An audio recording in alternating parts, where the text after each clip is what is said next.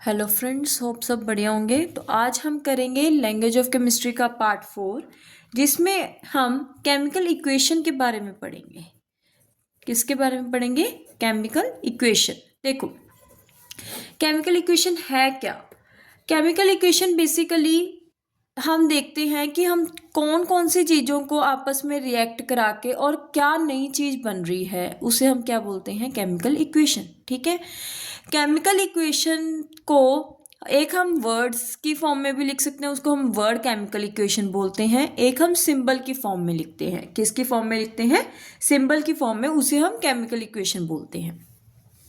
तो chemical equation क्या हुआ? जब हम सिंबॉलिक फॉर्म में रिएक्शन को लिखेंगे तो उसे हम क्या बोलते हैं? Chemical equation. देखो, जैसे carbon plus oxygen give rise to CO2, this is carbon dioxide. ठीक है। अब देखो, ये हमने सिंबल की फॉर्म में लिखा सबको, तो ये क्या हो गया? एक केमिकल इक्वेशन। ठीक है। अगर हम ऐसे लिखते carbon plus oxygen in the presence of heat, it give us carbon dioxide. Carbon dioxide. ठीक है। तो ये क्या था? एक हमारी वर्ड इक्वेशन थी। क्या थी? Word equation. ठीक है। और जो हमने सिंबल की फॉर्म में लिखी वो ये क्या थी? हमारी केमिकल इक्वेशन। ठीक है। अब जो चीजें आपस में रिएक्ट कर रही हैं, जो चीजें आपस में रिएक्ट कर रही हैं, उन्हें हम क्या बोलते हैं? रिएक्टेंट्स। क्या बोलते हैं? रिएक्टेंट्स। ठीक है। और जो बन रहा है that is product. That is product. ठीक है। और रिएक्टेंट्स एक भी हो सकता है, एक से ज्यादा भी हो सकते हैं। प्रोडक्ट्स भी एक भी हो सकता है, एक से ज्यादा भी हो सकते हैं। ठीक है। देखो, अब रिएक्टेंट्स सपोज कर लो एक से ज्यादा है, दो हैं, तो हम क्या है? बीच में प्लस का साइन लगाते जाएंगे। अगर प्रोडक्ट्स ऐसे ही एक से ज्यादा हैं तो हम इधर भी प्लस का साइन लगाते जाएंगे। ठीक है। और रिएक्टेंट्स और प्रोडक्ट के बीच में हम हमेशा एरो का साइन लगाएंगे। किसका साइन लगाएंगे? एरो का। ठीक है। और जो जो हमने उनको कंडीशंस दी हैं, जैसे हमने इस इक्वेशन में हमने हीट दी है, ये भी हमारी एक कंडीशन है, तो उसे उन कंडीशंस को हम एरो के ऊपर क्या करेंगे? उनको रिप्रेजेंट करेंगे। ठीक है। अगर ये केमिकल कंप्लीट इक्वेशन हुई क्योंकि हमने इसमें कंडीशंस को भी क्या किया? बता दिया। अगर हम कंडीशंस नहीं बताते तो वो एक कंप्लीट इक्वेशन नहीं मानी जाती। ठीक है। अब जो ये केमिकल इक्वेशन है ना, ये दो तरह की है। क्या है? दो तरह की। एक है स्केलेटन केमिकल इक्वेशन। ठीक है। और दूसरी है balanced chemical equation. Balanced chemical equation. ठीक है। अब जो स्केलेटन है इसे हम अनबैलेंस्ड केमिकल इक्वेशन भी बोलते हैं। अनबैलेंस्ड केमिकल इक्वेशन, देखो नाम से ही पता चल रहा है, जिसमें जो एटम्स हैं वो दोनों साइड क्या हो? बैलेंस्ड ना हो, उसे हम क्या बोलते हैं? अनबैलेंस्ड। और जिसमें बैलेंस्ड हो उसे हम क्या बोलेंगे? Balanced equation. ठीक है। हर इक्वेशन को बैलेंस होना बहुत ज्यादा जरूरी है। क्यों?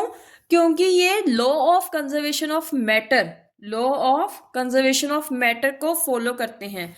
क्या कहता है ये law of conservation of matter? ये लॉ हमें क्या कहता है? ये लॉ कहता है कि ना मैटर कभी बन सकता है, ना कभी डिस्ट्रॉय हो सकता है। कि matter can neither be created nor be destroyed. कि मैटर ना कभी बनेगा और ना ही कभी डिस्ट्रॉय होगा। अब हम बात कर रहे थे कि इक्वेशंस दो तरह की हैं, बैलेंस्ड एंड अनबैलेंस्ड। ठीक है। हमें कैसे पता चलेगा कि कौन सी इक्वेशन बैलेंस्ड है और कौन सी अनबैलेंस्ड है? तो अब हम देखेंगे, अगर कोई अनबैलेंस्ड है तो हम उसे बैलेंस्ड कैसे बना सकते हैं, ये सारा हम अभी प्रोसेस करेंगे। ठीक है। तो हम एक इक्वेशन लेते हैं, KNO3 give rise to KNO2 plus O2। KNO2 plus O2। ठीक है। आप क्या कर रहे हैं? सबसे पहले ऐसे चार्ट बनाते हैं, एक साइड एलिमेंट, फिर रिएक्टेंट, एंड दूसरी साइड हम क्या लिखेंगे? प्रोडक्ट लिखेंगे। ठीक है। अब हमारे एलिमेंट्स कौन कौन से हैं? पोटाशियम है, नाइट्रोजन है और ऑक्सीजन है। ठीक है। पहले हम रिएक्टेंट साइड काउंट करते हैं। पोटाशियम कितना है? 1। नाइट्रोजन कितना है? 1। और ऑक्सीजन कितना है 3। ठीक है, अब प्रोडक्ट साइड पोटाशियम कितना है 1, नाइट्रोजन 1, ऑक्सीजन कितना है 2 + 2 4, 2 + 2 4। देखो ये दोनों बैलेंस है, ये भी बैलेंस है, बट ऑक्सीजन बैलेंस नहीं है, ऑक्सीजन बैलेंस नहीं है। तो अब हमें ऑक्सीजन को बैलेंस करना पड़ेगा। अगर ऑक्सीजन बैलेंस होगी तभी हमारी ये बैलेंस इक्वेशन बनेगी।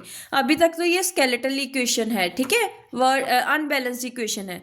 तो आपको एक ट्रिक बताती हूँ कि जो भी आपका ना ओड नंबर हो, ठीक है, उसे पहले आप इवन में चेंज कर लो। जब आप एक बार इवन में चेंज कर लोगे तो आपको बहुत ईजिली आपको पता लग जाएगा कि कैसे हमारी जो इक्वेशन है वो सारी की सारी कैसे बैलेंस होगी। ठीक है, अब ये ऑड है तो इसको हम क्या करेंगे, पहले इवन बनाने के लिए 2 के साथ मल्टीप्लाई।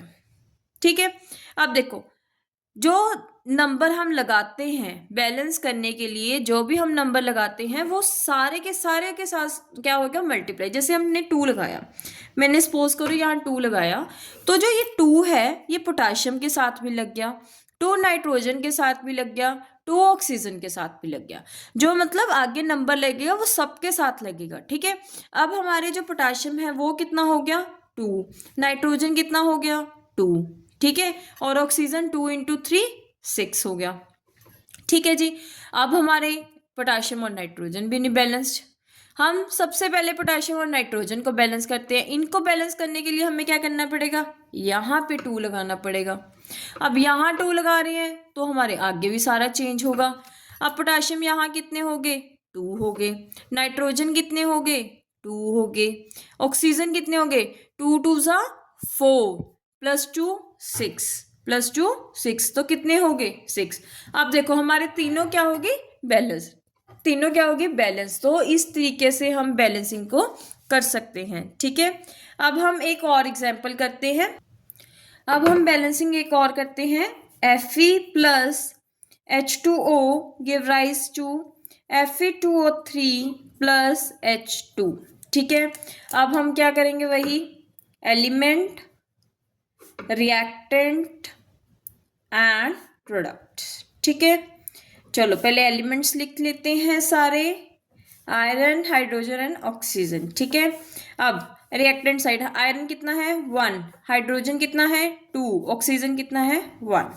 अब आयरन कितना है प्रोडक्ट साइड 2, हाइड्रोजन 2 और ऑक्सीजन 3। अच्छा एक बात और, आप कोशिश करना कि सबसे पहले जो हमारे बाकी सारे एलिमेंट्स हो जाए हम लास्ट में ऑक्सीजन और हाइड्रोजन को बैलेंस करेंगे। ठीक है, जब ना हमारे स्टार्टिंग में बैलेंस हो जाते हैं तो उससे काफ़ी हमारा जो इजीली बैलेंस हो जाता है सारा। ठीक है, तो हम सबसे पहले आयरन को करते हैं। ठीक है, इधर कितनी है 2, इधर कितनी है 1, तो हम इस साइड 2 लगा के आयरन को कर दिया हमने बैलेंस्ड। आयरन हो गया, हाइड्रोजन पहले था, अब रहेगी बात ऑक्सीजन की। ठीक है, अब देखो दोनों ही क्या है ऑड है, दोनों ही क्या है ऑड नंबर हैं। तो हम ऐसे करते हैं, जो हमारा बड़े वाला नंबर है हम वहां तक पहुंचते हैं। तो ऑक्सीजन को हम क्या करते हैं 3 के साथ मल्टीप्लाई, 3 के साथ किया मल्टीप्लाई तो यहाँ आ गया 3। अब ये हाइड्रोजन के साथ भी होगा तो हाइड्रोजन हमारे कितने बन गए 6 बन गए। ठीक है, अब इधर देखो हमारा आयरन हो गया, हमारा ऑक्सीजन हो गया बैलेंस, बट हाइड्रोजन रह गया। हाइड्रोजन को बैलेंस करने के लिए हमें क्या करना पड़ेगा 3 के साथ मल्टीप्लाई। तो अब देखो हमारा आयरन भी हो गया बैलेंस्ड, हाइड्रोजन भी हो गया एंड ऑक्सीजन भी हो गया। होप सबको जो ये बैलेंसिंग है वो समझ आ गई। अगर किसी को कोई भी डाउट है तो वो कमेंट बॉक्स में कमेंट कर सकता है। ठीक है, अब जैसे मैंने ये सिंपल केमिकल इक्वेशन लिखी, इससे आपको ये पता चल रहा है कि आयरन कौन सी स्टेज में है या जो हमारा आयरन ऑक्साइड बना वो कौन सी स्टेज में है। मतलब इससे हमें फिजिकल स्टेट नहीं पता चलती, ना ही इससे हमें पता चल रहा है कि कितना टाइम उसने लिया है ख़त्म होने के लिए, क्या एनर्जी बाहर निकली है या हमने एनर्जी दी है, कितनी फास्ट हुई है, रिवर्सिबल है, इरिवर्सिबल है, कंप्लीट हुई भी है या नहीं हुई। ठीक है, हमने रिएक्टेंट कितने लिए थे, तो हमें इस बारे में कुछ भी नहीं पता। ठीक है, अगर जो चीज़ें हमें नहीं पता, ठीक है, अगर वही चीज़ें हम मेंशन कर देंगे अपनी इक्वेशन में तो वो क्या हो जाएगी, हमें इंफॉर्मेशन मिलेगी। ठीक है, तो हम अपनी केमिकल इक्वेशन को कैसे इंफॉर्मेटिव बना सकते हैं।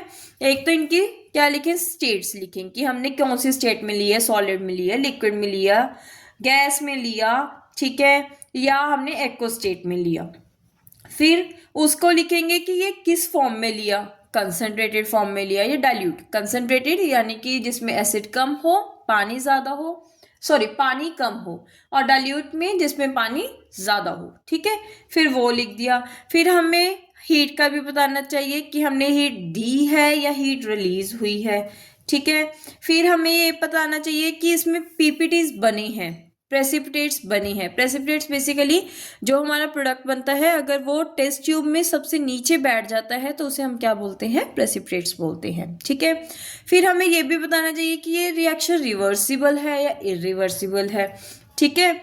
और अगर हम हीट के बारे में भी बता दें और उसमें टेम्परेचर, कैटलिस्ट, ये सब कुछ अगर मेंशन कर दें तो हमारी इक्वेशन क्या बन जाएगी, एक इंफॉर्मेटिव इक्वेशन बन जाएगी, ठीक है, जिससे हमें मतलब देख के ही हम सब कुछ बता सकते हैं कि हमारी इक्वेशन कैसी है, ठीक है। होप आपको जो ये इक्वेशंस हैं, बैलेंसिंग वाली इक्वेशंस हैं, वो समझ आ गई। अगर किसी को कोई भी डाउट है तो वो कमेंट बॉक्स में कमेंट कर सकता है। मैं आपके जो कमेंट हैं उसको शॉर्ट वीडियो बना के अपने चैनल पे अपलोड कर दूंगी। Please like, subscribe and share.